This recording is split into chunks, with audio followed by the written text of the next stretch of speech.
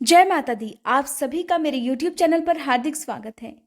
जब भी किसी व्यक्ति की जो ग्रह स्थिति है वो अनुकूल ना हो, दशा विपरीत हो जाए, यानी कि बहुत सारी परेशानियां ऐसे लोगों के जीवन में अचानक आने लगती हैं, सारे काम बिगड़ने लगते हैं, बहुत मेहनत करने के बाद भी सफलता हाथ नहीं लगती, या परिवार के सदस्यों को कुछ ना कुछ नुकसान लगा रहता है, तो ऐसे में कहा जाता है कि घर के लोगों की दशा खराब है। इसलिए इस प्रकार की जो भी परेशानियां हैं, जो भी समस्याएं हैं, उन्हें सुधारने के लिए ही दशा माता का व्रत रखा जाता है। ये बात सच है कि हमारे कर्मों का फल ही भगवान हमें देते हैं, लेकिन कई बार सभी अच्छे कर्म करने के बाद भी हमारे जीवन में नुकसान लगे रहते हैं। इन्हीं सब परेशानियों का कारण है ग्रह दशाओं का अनुकूल ना होना या दशा खराब होना। इसलिए घर की महिलाएं अपने परिवार की दशा ठीक रखने के लिए, अपने परिवार से जुड़े सदस्यों की दशा ठीक रखने के लिए ही दशा माता का व्रत रखती हैं। माना जाता है कि जब मनुष्य की दशा ठीक होती है तो सारे कार्य फिर उनके अनुकूल होने लगते हैं, और जब दशा खराब हो तो अचानक ही बहुत सारी परेशानियां आ जाती हैं। आइए जानते हैं दशा माता के पूजन विधि के बारे में। दशा माता की पूजन विधि में सबसे महत्वपूर्ण होता है डोरा, जो कि व्रत करने वाली महिलाओं को अपने गले में धारण करना चाहिए। वैसे तो हर साल ही इस डोरे को गले में पहना जाता है। पूरे साल भर गले में इस डोरे को धारण करने के बाद जब अगला दशा माता का व्रत आता है तभी इस डोरे को खोला जाता है और उसका विसर्जन किया जाता है। लेकिन कोई महिला अगर ऐसा ना कर पाए, किसी कारणवश उन्हें डोरा उतारना पड़े पहले ही, तब क्या करना चाहिए? डोरा खोलने की जो विधि है वो भी आज की इस वीडियो में मैं आपको बताऊंगी। सबसे पहले आपको बता दूं कि 27 मार्च रविवार के दिन दशा माता का व्रत रखा जाएगा। चैत्र मास के कृष्ण पक्ष की दशमी तिथि को हर साल ये व्रत रखा जाता है।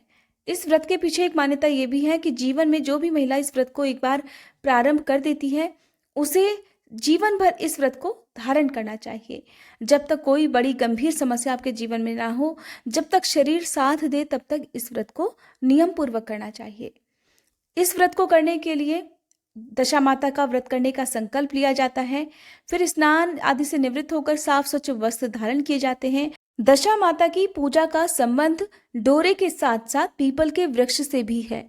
पीपल के वृक्ष के पूजन के बिना ये व्रत अधूरा माना जाता है। लेकिन इस बार क्योंकि रविवार के दिन दशा माता का व्रत रखा जाएगा, और जो शास्त्रों में मान्यता है वो यही है कि रविवार के दिन पीपल के वृक्ष को ना तो छूना चाहिए, ना ही पूजा करनी चाहिए, और ना ही जल अर्पित करना चाहिए।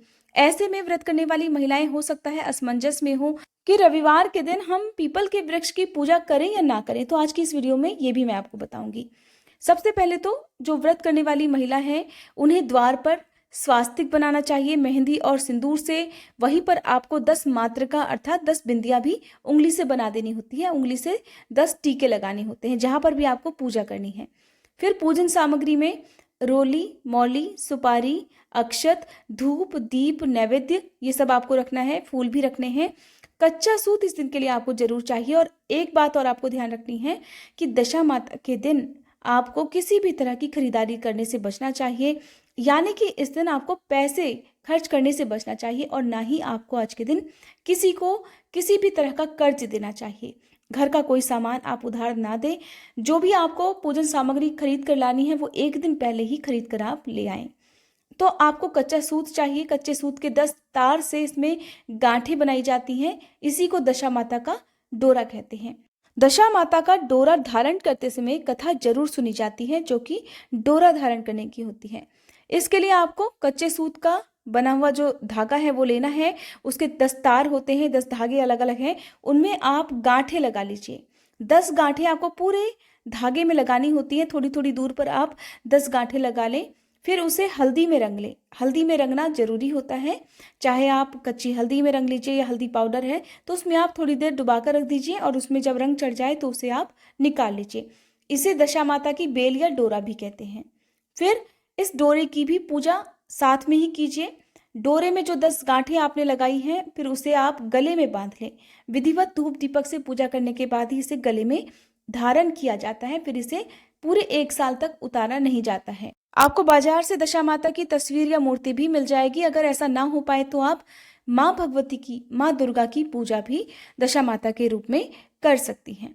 अब आपने गले में जब धारण कर लिया है डोरा, तो उसके बाद आपको विधिवत दशा माता की आरती भी करनी है। और फिर फल या मिठाई का भोग दशा माता को अर्पित करना है। साथ ही दशा माता से प्रार्थना करें कि वो आपके घर को हर बुरी नज़र से बचाएं, आपके घर के सभी लोगों की रक्षा करें और आपके घर को किसी की नज़र ना लगे, घर में सुख समृद्धि बनाए रखें। इसके बाद आप पीपल के वृक्ष की पूजा करें। घर से ही आपको पूजन सामग्री लेकर जानी चाहिए। सुहागिन महिलाएं डोरे की पूजा करने के बाद नल दमयंती की कथा भी सुनती हैं, इस बात का आपको ध्यान रखना है। होली के बाद से ठीक 10 दिन तक लगातार दशा माता की कथाएं सुनी जाती हैं, जिसमें डोरा पहनने की भी कथा है। लेकिन जो अंतिम दिन होता है, जिस दिन दशा माता का डोरा धारण किया जाता है, उस दिन आपको नल दमयंती की कथा भी सुननी चाहिए, जो कि आज की इस वीडियो में मैं आपको सुनाऊंगी। ये वीडियो थोड़ी बड़ी हो सकती है, लेकिन आपके काम की इसमें बहुत सारी बातें हैं, बहुत सारी ऐसी बातें हैं जो शायद पहली बार व्रत रखने वाले लोगों को जरूर सुननी चाहिए।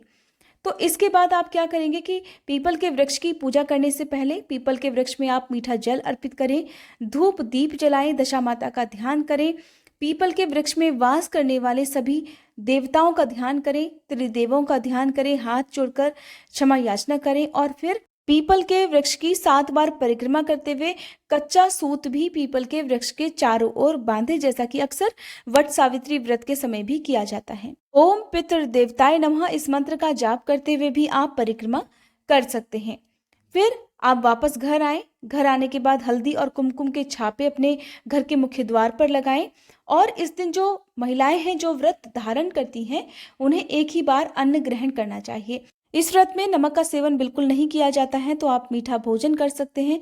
मीठे भोजन में भी आपको एक ही तरह का भोजन करना है। अगर आप रोटी का या दलिए का सेवन करना चाहते हैं, क्योंकि गेहूं का प्रयोग आज के दिन करना जरूर चाहिए और इसलिए आप चाहे तो दलिया खा सकते हैं जो कि गेहूं से बना होता है, या फिर आप मीठी रोटी भी खा सकते हैं। एक ही प्रकार का आपको भोजन करना है, इस बात का आपको ध्यान देना है।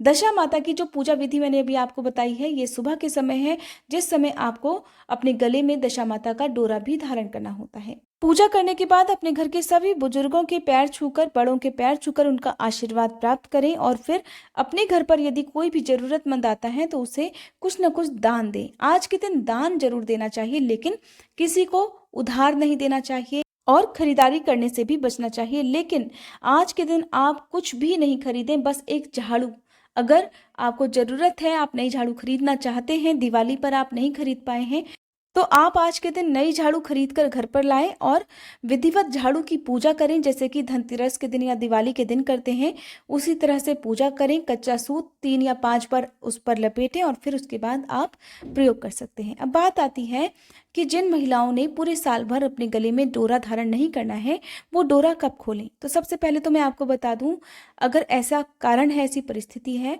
तो आने वाले जो वैशाख मास है उसमें शुक्ल पक्ष के किसी भी शुभ दिन आप अपने गले का ये डोरा खोल सकते हैं और उस दिन भी आपको विधिवत पूजा करनी है। डोरे की उतारने के बाद पूजा करनी है।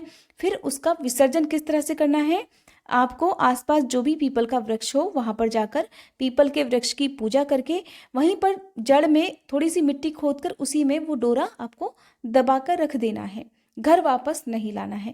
कथा जरूर सुननी है, उस दिन आपको माता को भोग लगाना है, दशा माता का ध्यान भी करना है, अपने बुजुर्गों के पैर भी छूने हैं।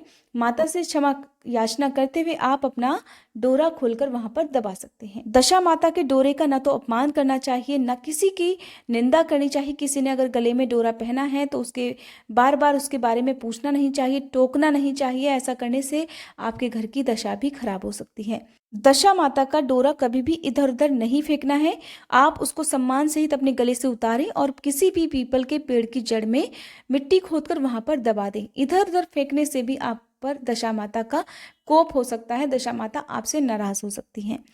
अगर आप वैशाख मास के शुक्ल पक्ष के दिनों का इंतजार भी नहीं कर सकते, तो आप दशा माता के व्रत के दिन सुबह से शाम तक इस डोरे को अपने गले में धारण करके रखें और शाम की पूजा करने के बाद विधिवत जिस तरह से मैंने आपको बताया है उसी तरह से अपने गले से इस डोरे को निकालकर पीपल के पेड़ की जड़ में दबाकर रख दीजिए और हाथ जोड़कर माँ से क्षमा याचना जरूर कर लें कि माँ, किसी मजबूरी के कारण मैं पूरे साल या वैशाख मास के शुक्ल पक्ष के दिनों तक भी इस डोरे को गले में धारण नहीं कर सकती हूँ, इसलिए मुझे आप क्षमा कीजिएगा और मेरे परिवार की रक्षा कीजिएगा। इस तरह से प्रार्थना करके भी आप अपने गले का डोरा खोल सकते हैं। ये तो हुई पूजन विधि की बात। आइए अब सुन लेते हैं नल दमयंती की कथा, जो कि आपको आज के दिन जरूर सुननी चाहिए। दशा माता की कथा प्रारंभ करने से पहले आप सभी से अनुरोध है, कमेंट बॉक्स में दशा माता की जय जरूर लिखिएगा। पौराणिक कथाओं के अनुसार एक समय राजा नल और रानी दमयंती सुखपूर्वक राज्य करते थे। उनके 2 पुत्र थे। एक दिन की बात है, एक ब्राह्मणी राजमहल में आई और रानी से कहने लगी कि दशा माता का डोरा ले लो।